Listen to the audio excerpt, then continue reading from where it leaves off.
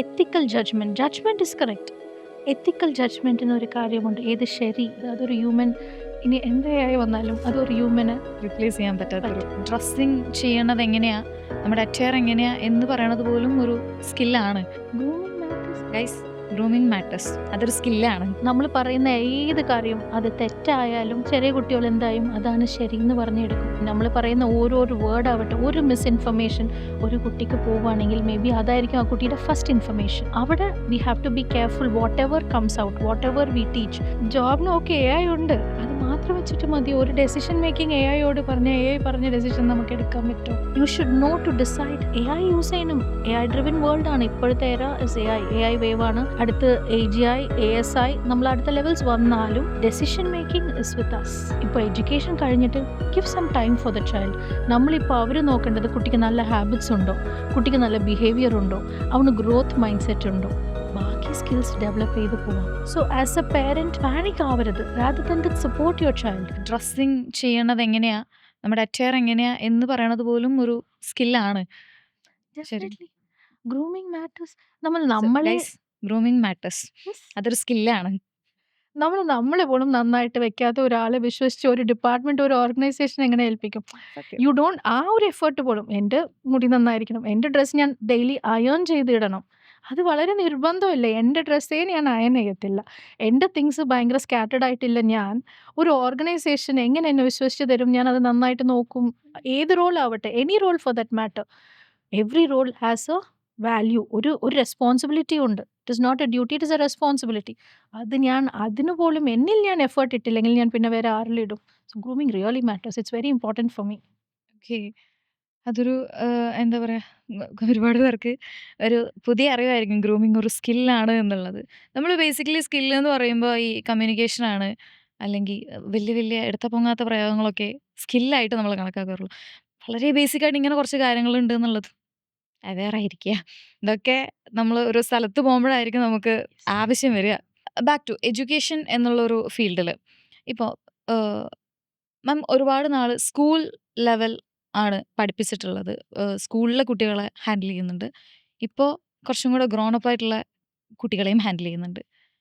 ശരിക്കും സത്യസന്ധമായിട്ട് പറയണം, ശരിക്കും ഇവർക്ക് വലിയൊരു ഡിഫറൻസ് ഫീൽ ചെയ്തിട്ടുണ്ടോ? അതോ എനിക്ക് അവരെ പഠിപ്പിക്കണ പോലെ തന്നെ ഇവരെയും തോന്നിയിട്ടുള്ളത്, രണ്ടുപേരും ഒരേപോലെ ബിഹേവ് ചെയ്യണത്, അങ്ങനെ ഒരു ഫീൽ വന്നിട്ടുണ്ടോ? വലിയ കുട്ടികളുടെ അടുത്ത് പോകുമ്പോഴത്തേക്കും we have to be more careful. പിള്ളേരുടെ അടുത്തും we have to be careful. Because അവർ ഒന്നും, നമ്മൾ പറയുന്ന ഏത് കാര്യവും അത് തെറ്റായാലും ചെറിയ കുട്ടികൾ എന്തായും അതാണ് ശരി എന്ന് പറഞ്ഞെടുക്കും. Which is a challenge. നമ്മൾ വളരെ കെയർഫുൾ ആയിരിക്കണം. നമ്മൾ പറയുന്ന ഓരോ വേർഡ് ആവട്ടെ, ഒരു മിസ്ഇൻഫർമേഷൻ ഒരു കുട്ടിക്ക് പോവുകയാണെങ്കിൽ മേ ബി അതായിരിക്കും ആ കുട്ടിയുടെ ഫസ്റ്റ് ഇൻഫർമേഷൻ. സോ അവിടെ we have to be careful. Whatever comes out, whatever we teach, അത് അത്രയും ക്ലാരിറ്റി ഇരിക്കണം. അതാണ് when it comes to small kids. വലിയ കുട്ടികളുടെ അടുത്ത് അതേപോലെ ഏതെങ്കിലും ഒരു കാര്യം നമ്മൾ പഠിക്കുമ്പോൾ റോങ് ആയിട്ട് പറയുമ്പോൾ ദേ വാലിഡേറ്റ്. അവരെ എടുക്കും, അതും ചാലഞ്ച്. ഇവരത് വാലിഡേറ്റ് ചെയ്യും. ഇല്ലല്ലോ, ഇവർക്കില്ല, അത് തെറ്റാണല്ലോ, അവർ മുഖത്ത് നോക്കി പറയും. സോ രണ്ട് സ്ഥലത്തും ആ ഒരു ഏതൊരു റോൾ, അത് ഏത് ഏജ് ആവട്ടെ, ഒരാൾ നമ്മുടെ മുമ്പ് നമ്മുടെ ഇരുന്ന് ഒരു അത് സ്കില്ലാവട്ടെ നോളേജ് ആവട്ടെ നമ്മളെ വിശ്വസിച്ച് നമ്മുടെ മുമ്പ് ഇരിക്കുമ്പോഴത്തേക്കും രണ്ടിലും എന്നെ സംബന്ധിച്ചിടത്തോളം അവിടെ ഏജ് ഡിഫറൻസ് ഇല്ല. അത് നമ്മളുടെ എന്താ പറയുക, പേർപ്പസ് ആണ്. നമ്മളത് പ്രോപ്പറായിട്ട് ഫുൾഫിൽ ചെയ്യണം. ഒരാളെ നമ്മൾ ട്രസ്റ്റ് ചെയ്യുമ്പോൾ it is like for me, I feel it is a trust breaking. അതും ഇത് ചെറിയ കാര്യമല്ല, ഒരാളുടെ ലൈഫാണ്. So we are responsible no matter what the ages. Okay, ഇപ്പോൾ ഞാൻ ഒരു ഒരു സ്ട്രീം, എന്തോ ഒരു സ്ട്രീം പഠിച്ചു, പക്ഷെ രക്ഷപ്പെട്ടില്ല. രക്ഷപ്പെട്ടില്ല ഇൻ ദ സെൻസ് ജോലി ചെയ്യുന്നുണ്ട്, സർവൈവ് ചെയ്യാനുള്ള ഒരു ജോലി ഞാൻ ചെയ്യുന്നുണ്ട്, ഏർണിങ്സ് ഉണ്ടാക്കുന്നുണ്ട്. പക്ഷെ എനിക്ക് കുറച്ചും കൂടെ ഗ്രോത്ത് വേണം.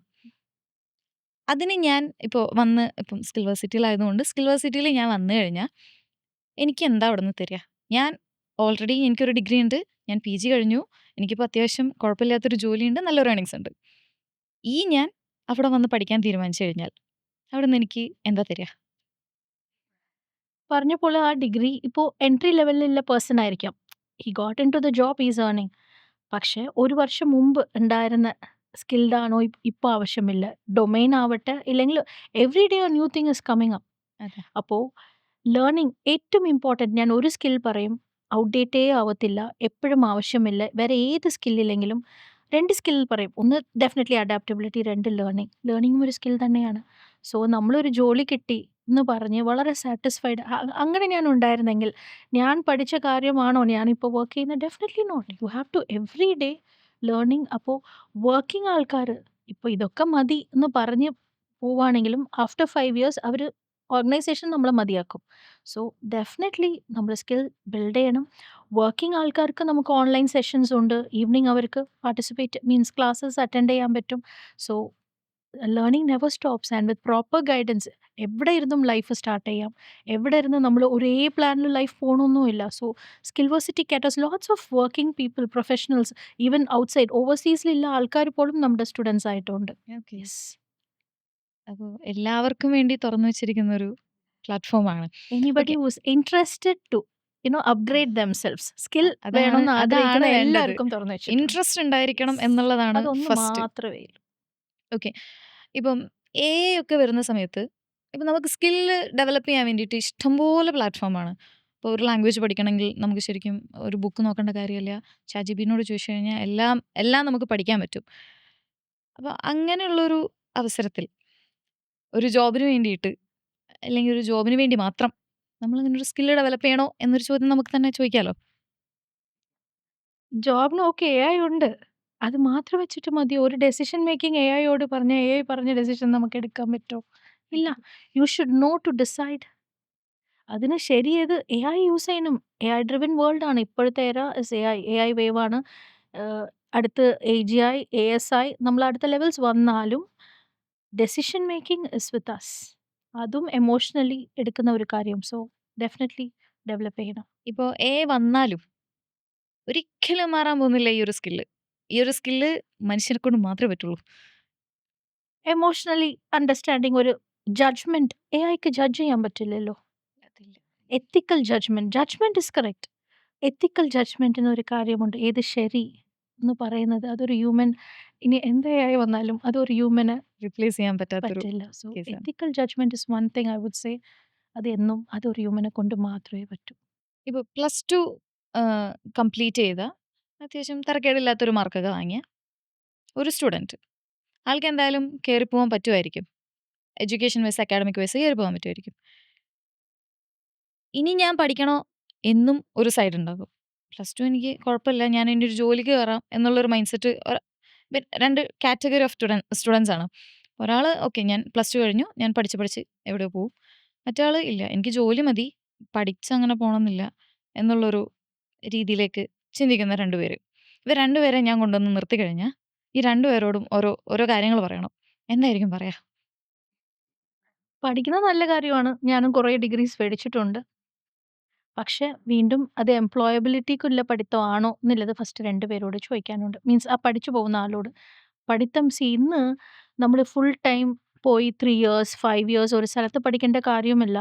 സൈഡിൽ ഒരുപാട് കോഴ്സസ് ചെയ്തിട്ട് നമുക്ക് ഡിസ്റ്റൻസ് ഇത് പറയാനില്ല. എല്ലാ വാലിഡിറ്റി എനിക്കുണ്ട്. ബിക്കോസ് ഐ ഹാവ് ഡൺ എൻ്റെ ഡിഗ്രി ഞാൻ ആക്ച്വലി ബിഎ ഇംഗ്ലീഷ് ഡിസ്റ്റൻസിലാണ് ചെയ്തത്. ആ സൈഡിലാണ് ഞാൻ എൻ്റെ ടൈപ്പിംഗ്, കമ്പ്യൂട്ടേഴ്സ്, എനിക്ക് ഷോർട്ട് ഹാൻഡ് ഇച്ചിരി അറിയാം. എനിക്ക് ഫ്രഞ്ച് ഇച്ചിരി അറിയാം. ആൻഡ് ഇച്ചിരിഞ്ച കുറേ വർഷം ആയതുകൊണ്ട് മറന്നതാ. ഇല്ലെങ്കിൽ ആ സമയം നന്നായിട്ട് തന്നെ അറിയാം. ബുക്ക് കീപ്പിംഗ് പോലെ ഒരു സെക്രട്ടേറിയറ്റ് കോഴ്സ്. ആ ഡിഗ്രി കംപ്ലീറ്റ് ചെയ്യുന്ന കൂട്ടത്തിൽ തന്നെ ഒരുപാട് സർട്ടിഫിക്കറ്റ്സ് ഐ ഹാവ് ഇറ്റ്. എനിക്ക് കാണിക്കാൻ പറ്റും വിത്ത് വാലിഡ് പ്രൂഫ്.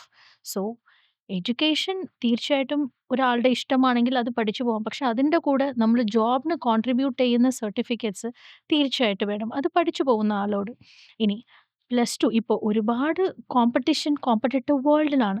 അപ്പോൾ +2 കഴിഞ്ഞ് നിൽക്കുന്ന ആൾക്ക് ഇനി എനിക്ക് പഠിക്കാൻ താല്പര്യം, യു കനോട്ട് ഫോഴ്സ് എനിവൺ പഠിക്കുമെന്ന് പറഞ്ഞ് അത് ഫോഴ്സ് ചെയ്ത് വരുന്ന കാര്യമല്ല. It has to come.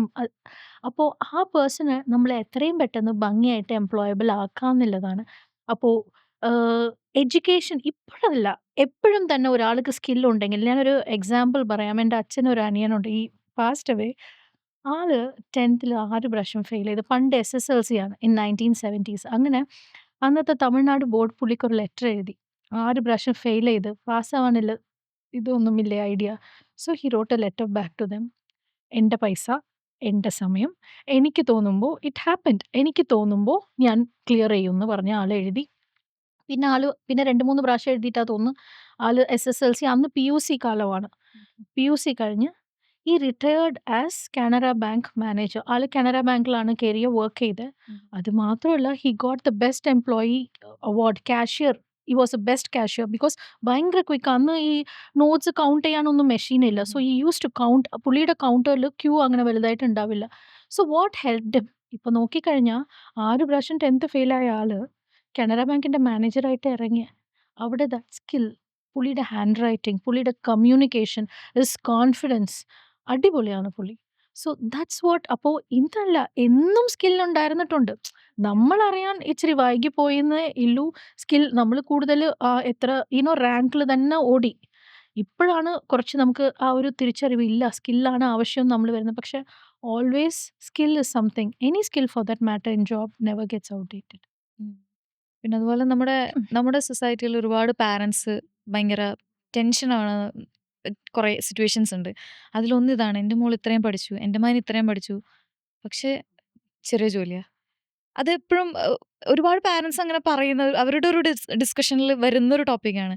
ഒരുപാട് പഠിച്ചു, അവൻ ഇത്രയും പഠിച്ചു. എനിക്കൊരു ചേട്ടനുണ്ടായിരുന്നു. പുള്ളി ഒരുപാട് പഠിച്ചിട്ടുള്ള ആളാ. ഒരുപാട് സർട്ടിഫിക്കറ്റ്സ് ഉണ്ട്. പക്ഷെ ജോലി കിട്ടാൻ ഒരുപാട് ടൈം കഴിഞ്ഞിട്ടാ ജോലി കിട്ടിയത്. ലൈക്ക് എനിക്ക് ജോലി കിട്ടിയതിന് ശേഷമാണ് പുള്ളിക്ക് ജോലി കിട്ടുന്നത്. അത്രയും വലിയൊരു പ്രശ്നം വരുന്നുണ്ട്. പഠിച്ച്, പഠിച്ച്, പഠിച്ച്, പഠിച്ച്, പഠിച്ചു പോണ്ട്. പക്ഷെ ജോലി കിട്ടുന്നില്ല. അല്ലെങ്കിൽ ജോലി കിട്ടുന്ന ശമ്പളം കുറവാണ്. ഇങ്ങനെയുള്ളൊരു പ്രശ്നം മൊത്തത്തിലുണ്ട്. പാരൻസിന് പ്രത്യേകിച്ച് അവരുടെ കുട്ടികളുടെ കാര്യത്തിൽ ഭയങ്കര കോൺഷ്യസ് ആയിരിക്കും. അപ്പോൾ പഠിക്കണത് ഇത് പോരെ എന്നുള്ളത് ഇവർക്കും അറിയില്ല. അതായത് പാരൻസിനും അറിയില്ല. ഇത്രയും പഠിച്ചിട്ട് എന്തുകൊണ്ടാ ഇങ്ങനെ ഇത്ര ടൈം എടുക്കുന്നത് ജോലി കിട്ടാൻ? അല്ലെങ്കിൽ ഇത്രയും പഠിച്ചു കഴിഞ്ഞിട്ട് ഇത്ര ചെറിയ ശമ്പളത്തിനാണോ എൻ്റെ മോന് ജോലി കിട്ടണേ? എന്നുള്ളൊരു ടെൻഷൻ ഉണ്ടല്ലോ. ശരിക്കും അതിന് നമ്മൾ ഈ എക്സ്ട്രാ സ്കില്ലുകൾ കണ്ടുപിടിക്കാൻ വേണ്ടിയല്ലേ? അത് പേരൻസ് തന്നെയാണ്. ബിക്കോസ് സ്കൂളിൽ വർക്ക് ചെയ്യുമ്പോൾ ഏറ്റവും കൂടുതൽ കാണുന്നത് പേരൻസ് വന്ന് കുട്ടിയുടെ മാർക്കേ ചോദിക്കുള്ളൂ. പക്ഷെ എൻ്റെ മുമ്പ് വന്നിരിക്കുന്ന പേരൻറ്റോട് ഞാൻ മാർക്ക് ലാസ്റ്റേ പറയുള്ളൂ. ആ കുട്ടിയുടെ പ്ലസ് പോയിന്റ് എന്തൊക്കെയാണെന്നില്ല. ഈവൻ പ്രോഗ്രസ് റിപ്പോർട്ടിൽ we used to have like adjectives പോലെ ആ കുട്ടി ഏതൊക്കെ കാര്യങ്ങളിലാണ് എക്വിപ്ഡ് എന്നില്ല. സോ അവിടെ മുതലേ തുടങ്ങുന്നതാണ്. ഈവൻ ഇപ്പോൾ എഡ്യൂക്കേഷൻ കഴിഞ്ഞിട്ട് give some time for the child. നമ്മളിപ്പോൾ അവർ നോക്കേണ്ടത് കുട്ടിക്ക് നല്ല ഹാബിറ്റ്സ് ഉണ്ടോ, കുട്ടിക്ക് നല്ല ബിഹേവിയർ ഉണ്ടോ, അവന് ഗ്രോത്ത് മൈൻഡ് സെറ്റ് ഉണ്ടോ, ബാക്കി സ്കിൽസ് ഡെവലപ്പ് ചെയ്ത് പോവാം. ഓൾവേസ് ഇങ്ങനെയാണ് ഗ്രോ ആയി പോവേണ്ടത്.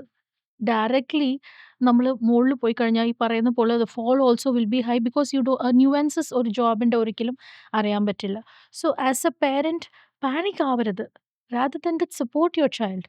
ഇപ്പോൾ എന്ത് സ്കില്ലാണ് ഇപ്പോൾ അവർക്ക് എഡ്യൂക്കേഷൻ ഉണ്ട്, സർട്ടിഫിക്കറ്റ് ഉണ്ട്, പറഞ്ഞ പോലെ that is only A credential. Qualification മാത്രമേ ഉള്ളൂ. അതല്ല ഒരു ജോലി നോക്കുന്നത്. ജോലി നോക്കുന്നത് റെഡിനെസ് ആണ്. ആ കുട്ടി എന്തുമാത്രം പ്രിപ്പയർഡ് ആണ്. പെർഫെക്ഷൻ അല്ല നോക്കുന്നത്. അല്ലാതെ ക്വാളിഫിക്കേഷൻ അല്ല. What they see is preparedness. എന്തുമാത്രം ആ ഒരു കാൻഡിഡേറ്റ് ആ ഒരു ജോബ് റോളിൽ പ്രിപ്പയർഡ്. അപ്പോൾ ആ ആവശ്യമില്ല സ്കിൽ എന്തായിരിക്കും? കമ്മ്യൂണിക്കേഷൻ ഡെഫിനറ്റ്ലി ആയിരിക്കും. ആ ജോലിക്ക് ആവശ്യമില്ല ഡൊമൈൻ സ്കില്ലായിരിക്കും. അതിനാവശ്യമില്ല ബാക്കി പറഞ്ഞ ഹ്യൂമൻ സ്കിൽസ് ആവട്ടെ, വർക്ക് സ്പേസ് സ്കിൽസ്. അങ്ങനത്തെ കാര്യങ്ങൾ ഡെവലപ്പ് ചെയ്താൽ ഒരു 6 മാസം 1 വർഷം കൊണ്ട് ഒരു കുട്ടി പ്ലേസ് ആവാനുള്ളതേ ഉള്ളൂ. ഇത് നമ്മൾ അയ്യോ എന്ന് പറഞ്ഞ് പാനിക് ചെയ്ത് നമ്മളും പാനിക്കായി ആ കുട്ടിയും ലൈക്ക് നമ്മൾ പുഷ് ചെയ്ത് അവർക്ക് ആ ഒരു കോൺഫിഡൻസ് ലെവൽ തന്നെ ആ പിള്ളേർക്ക് താഴെ പോകും. So as a parent take it is never too late. Any ഏജിൽ നമുക്ക് ലൈഫ് റീസ്റ്റാർട്ട് ചെയ്യാൻ പറ്റും. അതെ. So it is not late. ഇന്ന് അങ്ങനെ ഒന്നും ദെർ ഇസ് നോ റൂൾ ഈ ഏജിന് ശേഷം ചെയ്യാൻ പാടില്ല. എനി ടൈം അവർക്ക് അതിൽ മാറ്റം കൊണ്ടുവരാനുള്ളതേ ഉള്ളൂ. വിഷമിക്കേണ്ട കാര്യമുണ്ടെന്ന് എനിക്ക് തോന്നുന്നില്ല. ഇങ്ങനെ ഒരു ചേഞ്ച് ശരിക്കും ഈ ഒരു ജനറേഷനിൽ മാത്രമല്ലേ വരുന്നുള്ളൂ. അതായത് ഇപ്പം എൻ്റെ ജനറേഷനിലാണെങ്കിൽ എനിക്കുണ്ടാകുന്ന കുട്ടി ഓക്കെ ഇന്നതാണ് സ്കില്ലെങ്കിൽ ആളെ അതിന് അനുസരിച്ചിട്ട് വളർത്താമെന്നുള്ളൊരു സാധനം. തൊട്ട് മുൻപേ എൻ്റെ അമ്മയുടെ ഒക്കെ ഒരു കാലം ഇപ്പം എന്റെ മാമിൻ്റെ ആയാലും ജനറേഷൻ. അത് തന്നെ. അപ്പം മാമിൻ്റെ ഒരു ജനറേഷനിൽ വരുന്ന ആൾക്കാർക്ക് എപ്പോഴും ഇമ്പോർട്ടൻറ്റ് ഡിഗ്രീസ് ആണ്. അവർക്ക് അറിയില്ല അല്ലെങ്കിൽ അവർ കൂടുതൽ അതിനെ പ്രോത്സാഹിപ്പിക്കില്ല. വേറൊരു സ്കിൽ ഉണ്ടെങ്കിൽ ഓക്കെ മോളെ നീ ഇതിന് പൊക്കോളൂ അല്ലെങ്കിൽ നീ അത് ചെയ്തോളൂ എന്ന് പറഞ്ഞിട്ട് അങ്ങനൊരു സാധനം ഇല്ല ശരിക്കും. ഡെഫിനറ്റ്ലി. എന്നുവെച്ചാ ഞാൻ ആ ഡിഗ്രി സൈഡിൽ ചെയ്തിട്ട് സ്കിൽസ് കുറേ അതെ. ചെയ്തപ്പോൾ I started working from 19 years. ഒരു പാർട്ട് ടൈമിലാണ് കമ്പ്യൂട്ടർ എംഎസ് ഓഫീസ് ഫാക്കൽറ്റി ആയിട്ടാണ് തുടങ്ങിയത് ആദ്യം. അപ്പോൾ അതിന് മുമ്പ് എനിക്ക് ആദ്യം 18 ഇയേഴ്സ് ആയപ്പോഴേ ഫസ്റ്റ് ഓഫർ വന്നു. അപ്പോഴേ എൻ്റെ അങ്കിൾസ് ഒക്കെ പറഞ്ഞു, "പൈസ കണ്ടാ പഠിക്കത്തില്ല, പഠിത്തത്തിൽ ഇൻട്രസ്റ്റ് പോവും" എന്നൊക്കെ. പിന്നെ 19 ഇയേഴ്സിൽ ഞാൻ കേറി. അപ്പോ ഈ ആദ്യം ഞാൻ ഡിസ്റ്റൻസിൽ ചെയ്തപ്പോഴേ എല്ലാവരും പറഞ്ഞത്, കോളേജിൽ പോകാനൊന്നും വയ്യ. ഇങ്ങനെയൊക്കെ കോഴ്സ് ഭയങ്കര ബിക്കോസ് എൻ്റെ side of family is very education oriented ആണ്. മിക്ക എഞ്ചിനീയേഴ്സ് അവർ ആ ഒരു പഠിക്കുന്നതാണ് ഭയങ്കര ഇതെന്നല്ല, മോശം പറയുന്നില്ല. പക്ഷേ ദേ വർ മോർ ഫോക്കസിങ് ഓൺ ഇറ്റ്. അപ്പോഴാണ് ഞാൻ പോയി ഡിസ്റ്റൻസിൽ എടുക്കുന്നത്. ഞാനാണ് എനിക്ക് തോന്നുന്നത് എൻ്റെ ഫാമിലിയിൽ ആ ഇത് ബ്രേക്ക് ചെയ്യുന്നത്. പക്ഷേ ഏറ്റവും I can say very proudly ഇപ്പൊ എല്ലാവരും എടുത്ത് നോക്കിയാൽ എക്സ്പീരിയൻസ് കൂടുതലില്ലതും ഇത്രയും വർഷമാവട്ടെ. ഫസ്റ്റ് ഇൻ ദ ഫാമിലി എന്നെക്കാട്ടിലും ഏജ്ഡ് ആയിട്ടുള്ള എൻ്റെ ബ്രദേഴ്സ്, കസിൻസ് ഒക്കെ ഞാൻ ജോലിക്ക് കയറിയപ്പോൾ ഞങ്ങൾക്ക് നാണക്കേട് തോന്നുന്നു. നീ എന്താ ഇത്രയും വേഗം? So I started working from 19, financially independent from 19. Okay. So ഇപ്പോ I would say more blessed ആണ്. ഇപ്പൊ പാരന്റ്സ് ഒന്നുകൂടി മനസ്സിലാക്കുന്നുണ്ട്. ഇല്ലെങ്കിൽ സൊസൈറ്റി ആയാലും ഇനി ചിലപ്പോൾ തോന്നും, ഛെ നമ്മൾ ഈ ജനറേഷൻ ആയിരുന്നെങ്കിൽ കുറച്ചുകൂടി ഇവിടെ ബെറ്റർ എക്സ്പ്ലോർഡ് ആയിട്ട് മോർ എന്ന് പോകുമായിരുന്നു. തോന്നുന്നു. ഓക്കെ. ജനറേഷൻ മാറി. പാരന്റ്സ് മാറിക്കൊണ്ടിരിക്കുന്നു. എന്നാലും ഇപ്പഴും എന്താ പറയാ, വെളിച്ചം എന്നൊക്കെ നമ്മളിങ്ങനെ നാട്ടുമ്പുറത്ത് പറയണ പോലെ ചില എന്താണ് ചോദിക്കാത്തത്? വെളിച്ചം ഉദിക്കാത്ത എന്ന് ഓക്കെ, പറയും. നമുക്ക് ഓക്കെ. ഇതുവരെ കണ്ടിട്ടില്ല, സൺലൈറ്റ് കണ്ടിട്ടില്ല. കണ്ടിട്ടില്ല ഓക്കെ. എന്ന് പറയണ പോലുള്ള കുറെ മൈൻഡ് സെറ്റ് ഇപ്പോഴും ഭയങ്കര പ്രശ്നമാണ്. അവർക്ക് ഇപ്പം അങ്ങനെ ഒരു പാരന്റിനെ മാമിന്റെ മുന്നിൽ കണ്ടു കഴിഞ്ഞാൽ, ഇപ്പം അങ്ങനെ ഒരു മൈൻഡ് സെറ്റുമായിട്ട് ഒരാളോട്ട് സംസാരിക്കേണ്ടി വന്നു കഴിഞ്ഞാൽ എങ്ങനെ ഇവരെ കൺവിൻസ് ചെയ്യുക? ഇപ്പം നമ്മുടെ സ്റ്റുഡൻസിന് എല്ലാവർക്കും, അല്ലെങ്കിൽ എൻ്റെ ഒരു ജനറേഷനിൽ ഞാൻ കുറേ ആലോചിച്ചിട്ടുള്ള കാര്യമാണ്. അപ്പം എനിക്കിതാണ് പാഷൻ. അതായത് എനിക്കിതിൽ സ്കില്ലുണ്ട് എന്ന് ഞാൻ മനസ്സിലാക്കി. ഇത് ഞാൻ എങ്ങനെ എൻ്റെ പാരന്റിനെ പറഞ്ഞ് മനസ്സിലാക്കും? അത് ഭയങ്കര ഒരു പ്രശ്നമാണ് ശരിക്കും. ഇത് എനിക്ക് ഇന്നതാണ് പാഷൻ, അല്ലെങ്കിൽ ഇതാണ് എൻ്റെ സ്കിൽ എന്ന് നമ്മുടെ പാരന്റിനെ പറഞ്ഞ് മനസ്സിലാക്കുക എന്ന് പറയുന്നത് ഭയങ്കര പ്രശ്നമാണ്. അപ്പം നിങ്ങളുടെ മാമിനെ പോലെ ഒരമ്മ, ബട്ട് ഇത്ര ഒരുപാട് ആലോചിക്കുന്നില്ല, പഠിത്തമാണ് മെയിൻ എന്ന് മാത്രം വിചാരിച്ച് നടക്കുന്ന ഒരമ്മ. അമ്മേനെ കണ്ടു കഴിഞ്ഞാൽ എങ്ങനെ പറഞ്ഞു മനസ്സിലാക്കി കൊടുക്കും? അതായത് വേണം, പഠിത്തം വേണം, പക്ഷെ സ്കില്ല് വേണം, അല്ലെങ്കിൽ സ്കില്ലുള്ളത് നല്ലതാണ് എന്നെങ്ങനെ പറഞ്ഞു മനസ്സിലാക്കി കൊടുക്കും? See as a child to the parent ഇത് 2 വേയ്സ് ആണ്. എവിടെയോ ആ ചൈൽഡിന്റെ ആ ട്രസ്റ്റ് പാരന്റിന് ചിലപ്പോൾ നഷ്ടപ്പെട്ട് കാണാം. If they are seeing it in academic wise അത് ആ കുട്ടീനെ നമുക്ക് കുറ്റം പറയാൻ പറ്റില്ല. പക്ഷെ അറ്റ് ദ സെയിം ടൈം ചിലപ്പോൾ അതാവാം. അല്ലെങ്കിൽ ആ ചൈൽഡ് കറക്റ്റ് ഒരു ഒരു പ്രോപ്പർ ക്ലാരിറ്റിയോട് അത് കൺവേ ചെയ്തിട്ടുണ്ടാവില്ലായിരിക്കാം. ഇപ്പോൾ എന്തോ ചെയ്യണമെന്ന് പറയുന്ന കാട്ടിലും വിത്ത് ക്ലാരിറ്റി, എനിക്ക് ഈ കോഴ്സാണ് ചെയ്യേണ്ടത്, എനിക്ക് ഇതാണ് ആവേണ്ടത് എന്ന് പറയുമ്പോഴത്തേക്കും പലപ്പോഴും ആസ് എ പേരന്റ് ഒരു ചാൻസ് കൊടുക്കാറുണ്ട്. ഇതൊന്നുമില്ലെങ്കിൽ ഞാൻ പറയും ആ കുട്ടിയും പാരന്റും കൂടി സ്കിൽ വേഴ്സിറ്റിയിൽ വന്നാൽ മതി. It is we have stories, transformation stories, like live examples നമുക്ക് കാണിക്കാൻ പറ്റും എന്തുമാത്രം യുനോ ചേഞ്ച് ഇസ് ഹാപ്പനിങ്. അപ്പോൾ അങ്ങനെ വരുന്ന ഒരു പാരന്റോട് നമ്മൾ പറയുമ്പോഴത്തേക്കും generally they understand because it is നമ്മളെ സംബന്ധിച്ച് വി ആർ ഓൾ റെസ്പോൺസിബിൾ. ഒരു കുട്ടിയുടെ ലൈഫിലാണ് we all as like life transformers ആണ് നമ്മളെല്ലാവരും. അത് എല്ലാ അർത്ഥത്തിലും അവരെ ഫെസിലിറ്റേറ്റ് ചെയ്യുന്നത്. സോ അത് പറയുമ്പോൾ മിക്കപ്പോഴും അങ്ങനെ പാരന്റ്സ് ആരും റിജിഡായിട്ട് ഇതുവരെ അങ്ങനെ ഫീൽ ആയിട്ടില്ല. ജനറലി പിള്ളേര് അത് ആസ് മക്കള് അമ്മയുടെ ഫീൽ ചെയ്യാറുണ്ട്. പക്ഷേ ഇഫ് എ ചൈൽഡ് തിങ്സ് ഇപ്പൊ എങ്ങനെ ഒരു ടൂറിന് പോകുന്നെന്ന് പറയുമ്പോൾ ഇപ്പൊ എൻ്റെ മോൻ വാഗമൺ പോകണമെന്നൊക്കെ ഈ ആഴ്ച പറഞ്ഞു. ഞാൻ പറഞ്ഞു, അയ്യോ എനിക്ക് ഭയങ്കര പേടിയാ ഫ്രണ്ട്സ്. പക്ഷേ they know how to convince and get things done. ഒരു കുട്ടി വിചാരിച്ചാൽ സമ്മതിക്കാത്ത പേരൻസ് ഒന്നും ഇല്ല. പാവമാണ് പേരൻസ്. നമ്മൾ വീണു പോവും. സോ ദ വേ റൈറ്റ് വേയിൽ നമ്മൾ അത് എങ്ങനെ പ്രസന്റ് ചെയ്യുന്നു. വെൻ ഹി സെഡ് അമ്മ ഞാൻ റെസ്പോൺസിബിൾ ആയിരിക്കും, ഞാൻ നോക്കി ഡ്രൈവ് ചെയ്യും, അമ്മേനെ അപ്ഡേറ്റ് ചെയ്യും എന്ന് പറയുമ്പോഴത്തേക്കും ആസ് എ പാരന്റ് ഓക്കെ മോനെ പോകുന്നേ ഞാൻ പറയൂ. അതുപോലെ അവരൊരു കോഴ്സ് ജോയിൻ ചെയ്യാൻ പോകുന്നു. പാരന്റോട് പറയേണ്ട എന്താ, അമ്മ I will finish the course, അമ്മ ഓർ അച്ഛൻ like I will finish the course. ഞാൻ ഈ സമയം ആകുമ്പോഴത്തേക്കും ഐ വിൽ ബി എംപ്ലോയബിൾ എന്ന്, because we are there to support with the child. ആ കുട്ടി കോൺഫിഡന്റ്ലി പാരന്റോട് പറഞ്ഞാൽ എനി പാരന്റ് വിൽ അഗ്രി എന്നേ ഞാൻ പറയൂ. ഓക്കെ. ഓക്കെ. നമുക്കൊരു റാപ്പിഡ് ഫയർ സെഷനിലേക്ക് പോവാം. വെയിറ്റ്. ഇത്രയും നേരം എന്നോട് ക്വസ്റ്റ്യൻ ചോദിച്ചല്ലോ. ഇപ്പൊ എഡ്യൂക്കേഷൻ സിസ്റ്റം എങ്ങനെയാണെന്നില്ല. ഞാൻ ചഞ്ചലോട് ഒരേ ഒരു ക്വസ്റ്റ്യൻ ചോദിക്കാം. പേടിയുണ്ടോ ക്വസ്റ്റ്യൻ ചോദിച്ചാൽ? ആൻസർ ക്വസ്റ്റ്യൻസ് ഇത്തിരി പണ്ടേ ടഫ് പേടിയാണ്. ആൻസർ ആണ്. എന്തായാലും ഞാൻ ചോദിക്കാം. A four apple. A four apple. Very good. Correct answer thank ആണ്. യു. അത് ചഞ്ചലല്ല. ആരോട് ചോദിച്ചാലും നമ്മൾ എന്ത് പറയും? ആപ്പിളിനെ പറയും. സിമ്പിൾ. നമ്മളുടെ എഡ്യൂക്കേഷൻ സിസ്റ്റം അത്രേ പഠിപ്പിച്ചിട്ടുള്ളൂ. എ ഫോർ ആപ്പിളേ മൈൻഡിൽ വരുള്ളൂ. ഇനി എന്ത് കണ്ടാലും എയർ, നമ്മൾ ശ്വസിക്കുന്ന എയർ പോലും നമുക്ക് ഓർമ്മ വരില്ല. ഇല്ല. അമ്മ ഓർമ്മ വരില്ല. ഏതായാലും എ ആണെങ്കിലും നമുക്ക് എന്ത് ഓർമ്മ വരും? Apple. So that is the difference between conventional education and skill building. Okay. Yeah. ഇത് കൂടുതൽ ഒരു എക്സാമ്പിൾ ഒന്നും ഇപ്പോഴത്തേതിന് ഇനി കൊടുക്കാനില്ല എന്ന് ക്വസ്റ്റ്യൻ എന്റെ എന്ന് കുറെ ഞാൻ ചോദ്യം വിശ്വസിക്കുന്നു. ചോദിച്ചപ്പോൾ ഒരു ക്വസ്റ്റ്യൻ എങ്കിലും ചോദിക്കണ്ടേ?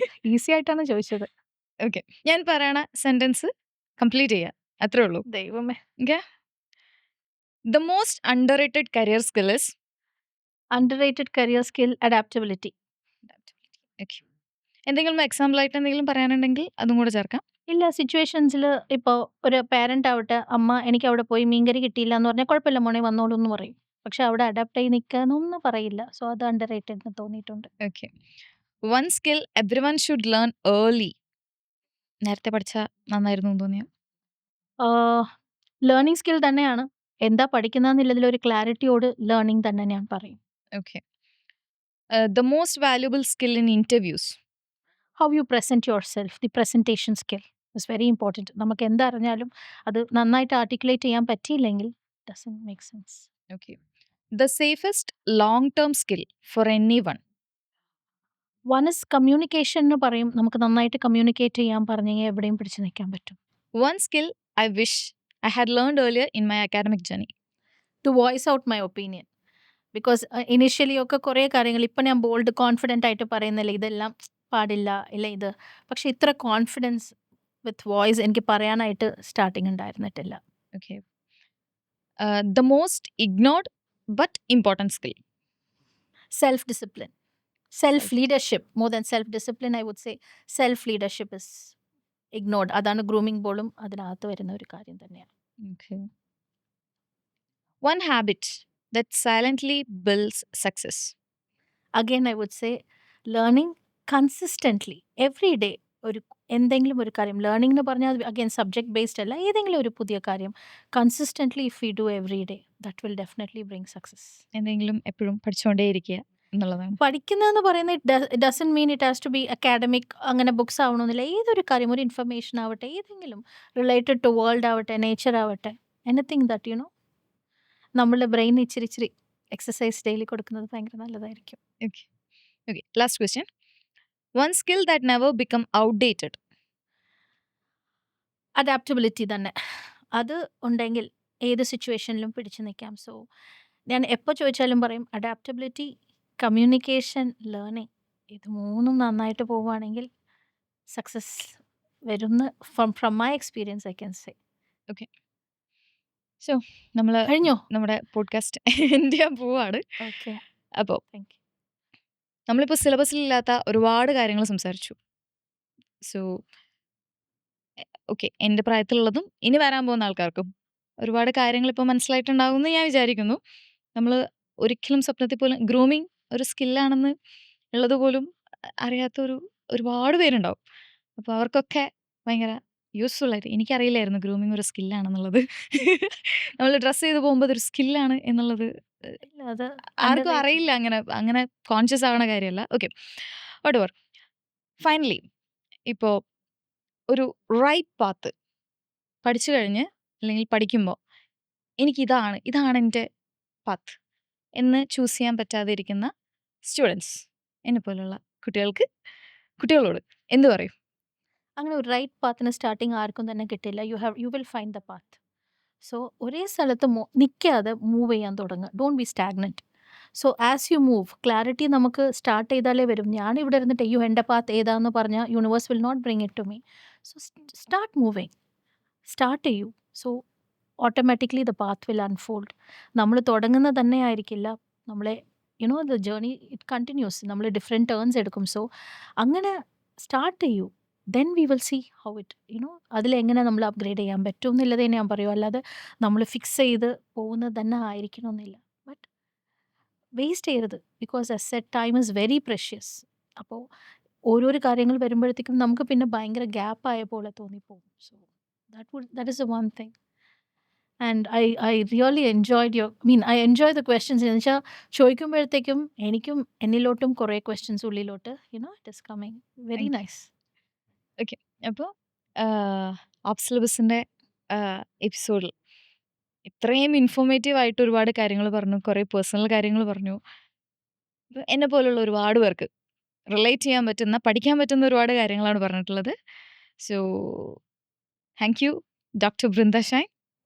Thank you. ആ ക്വസ്റ്റ്യൻസ് ആണ് ഞാൻ അപ്രിഷിയേറ്റ് ചെയ്യേണ്ടത്. Because you gave that topic. അല്ലാതെ നമ്മൾ പറയുമ്പോഴത്തേക്കും ചിലപ്പോൾ ഇങ്ങനെ കണക്റ്റ് ആയി പോകണമെന്നില്ല. ആൻഡ് യുവർ ക്വസ്റ്റ്യൻസ് അടിപൊളിയാണ്. I thoroughly enjoyed it. ഭയങ്കര നല്ലൊരു and I wish great success for you too. I see the spark in you. So all the very best. Thank you. Thank you dear.